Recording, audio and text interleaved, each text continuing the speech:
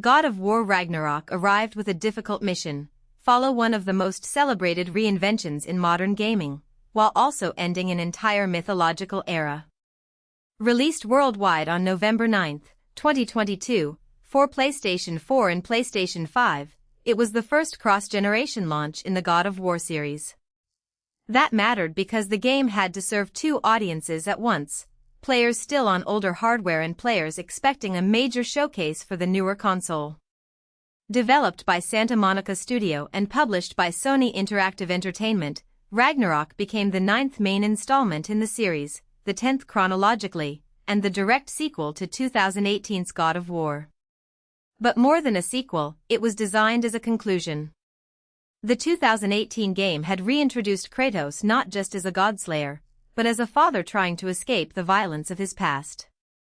Ragnarök asks whether escape is really possible when prophecy, grief, and war are closing in from every side.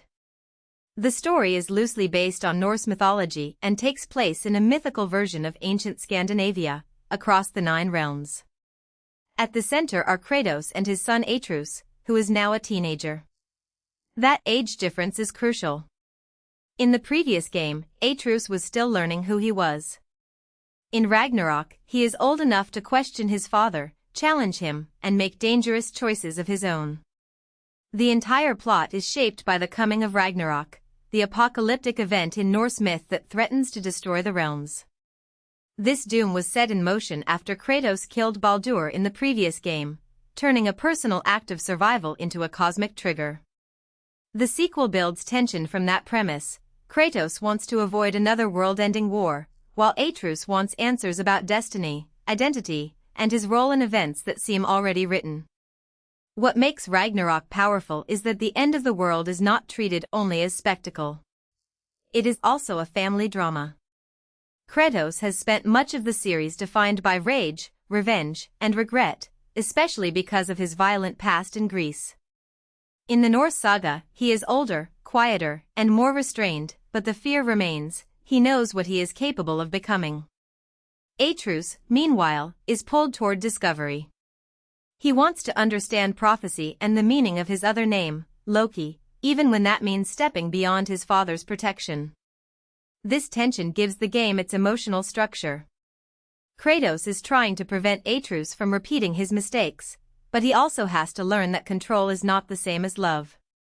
The question is not simply whether they can stop Ragnarök. It is whether Kratos can trust his son to choose his own path. Gameplay in Ragnarök builds directly on the 2018 formula rather than replacing it. The foundation is still close-range, combo-based action, mixed with exploration, puzzles, character upgrades, and role-playing elements. Kratos fights with weight and impact, and combat asks the player to read enemies, switch tools, block, dodge, stun, and chain attacks together.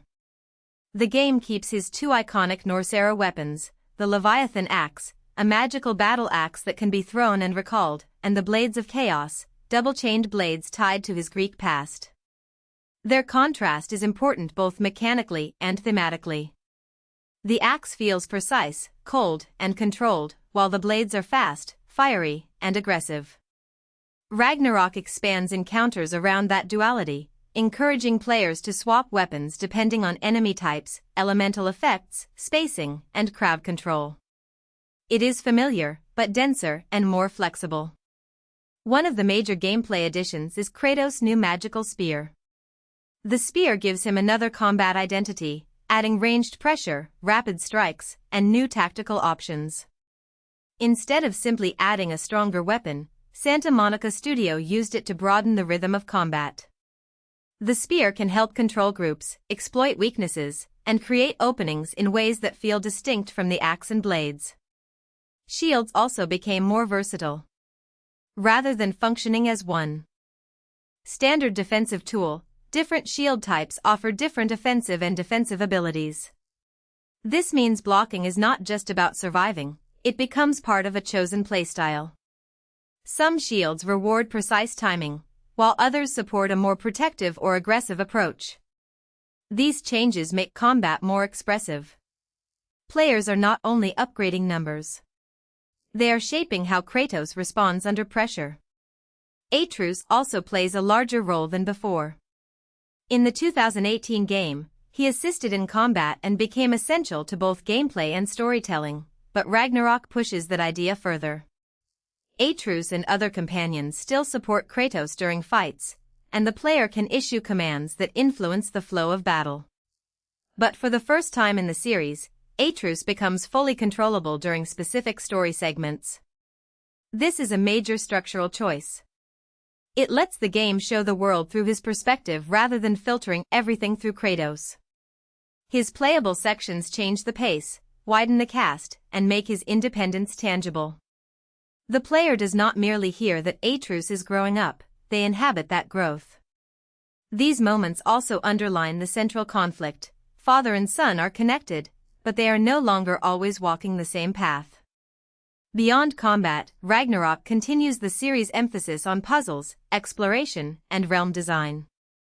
The game received praise for level design and quality of life improvements, which are easy to underestimate but important in a long adventure. Better navigation, smoother systems, and more refined interactions can make the difference between a world that feels rewarding and one that feels exhausting. The 9 realms offer variety in tone, architecture, hazards, and secrets, helping the journey feel mythic without becoming abstract. Exploration is often tied to character conversations, so even optional paths can add texture to relationships and lore. However, one recurring criticism was that puzzle hints could be too frequent. Companions sometimes solve the mental work allowed before players have enough time to experiment. That issue did not define the experience, but it shows the challenge of making a cinematic action game that is accessible without overguiding the audience. The development of Ragnarök was not smooth. The game was originally planned for a 2021 release, but it was delayed. One reason was the health of Christopher Judge, the actor who plays Kratos, who experienced significant health problems in August 2019. His performance is central to the identity of the modern God of War games, because this version of Kratos relies as much on silence, hesitation, and emotional restraint as on battle cries. Recasting or rushing would have risked damaging the heart of the project. Development was also affected by the COVID-19 pandemic, which disrupted studios across the world. Motion capture, voice recording, coordination, and production pipelines all became more complicated. The delay became part of the game's story outside the screen, a reminder that massive releases are built by people navigating real limitations, not just by technology and deadlines. When Ragnarök finally launched, its reception was overwhelmingly positive. Critics praised its storytelling, characters, visuals, level design, and improvements over the previous game. That praise is significant because the 2018 God of War had already set an extremely high bar. Ragnarök did not need only to be bigger, it needed to justify continuing the story. For many reviewers, it succeeded because it expanded the emotional and mythological stakes while preserving the intimacy of Kratos and Atreus' relationship. The visuals presented a world both beautiful and hostile, while the performances gave weight to gods, monsters, allies, and enemies. Still, the game was not immune to criticism. Some reviewers pointed to uneven narrative pacing, certain mechanics that did not land as strongly, and the overactive puzzle hints. But those criticisms generally sat inside a broader consensus. Ragnarök was a polished, ambitious, and emotionally resonant sequel. Commercially, Ragnarök became a major PlayStation milestone. It sold 5.1 million units in its first week, making it the fastest-selling first-party launch week in PlayStation history at the time. By November 2023, it had sold more than 15 million units. Those numbers reflect more than brand recognition. They show how successfully the modern God of War identity had connected with a wide audience. The series began as a brutal mythological action franchise centered on vengeance, but by the Norse era it had evolved into a prestige narrative action-adventure series without abandoning its combat roots. Ragnarök sales also highlight the strength of releasing across both PlayStation 4 and PlayStation 5. By not limiting the game to new hardware, Sony allowed a much larger installed audience to experience the conclusion at launch, helping turn the game into a cross-generation event. Awards season reinforced the scale of Ragnarok's impact. At the Game Awards 2022, it received a leading 11 nominations, including Game of the Year, and won 6 awards. At the 26th Annual DSE Awards, it earned a leading 12 nominations and won 7, including Adventure Game of the Year. At the 19th British Academy Games Awards, it received 15 nominations, the most for any game in the ceremony's history, and won 6 awards, including the EE Game of the Year award. These nominations across different institutions show how broadly the game was recognized, not just for technical achievement, but for acting, audio, design, accessibility, and storytelling. Even in a year filled with major releases, Ragnarok stood out as one of the defining games of 2022 and one of the most celebrated entries in PlayStation's modern catalog. The story did not fully end at launch. On December 15, 2023, Santa Monica Studio released Valhalla, a free expansion pack. Rather than simply adding more of the same, Valhalla introduced roguelite gameplay and served as an epilogue to Ragnarok. Its focus is Kratos entering a series of trials within Valhalla, where he is forced to confront his past life in Greece. This is an important choice because the Norse saga is not only about defeating external enemies. It is about whether Kratos can live with what he has done and become something other than the monster he believes himself to be. Valhalla turns combat into reflection. Each trial becomes part of a psychological reckoning, connecting the Greek and Norse eras and giving longtime fans a deeper sense of closure. God of War Ragnarok matters because it completes a transformation that once seemed unlikely. Kratos began as an icon of rage, but Ragnarok presents him as a character struggling toward wisdom, responsibility, and hope.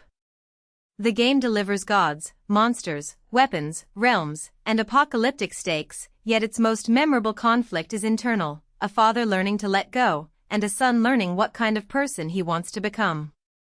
Its success came from balancing scale with intimacy, familiar combat with meaningful additions, and mythological spectacle with human emotion. With its later Windows release on September 19, 2024, the game reached an even broader audience beyond PlayStation hardware. As the conclusion to the Norse era, Ragnarok is not just the end of a prophecy. It is the moment God of War proved that even a series built on destruction could evolve into a story about change.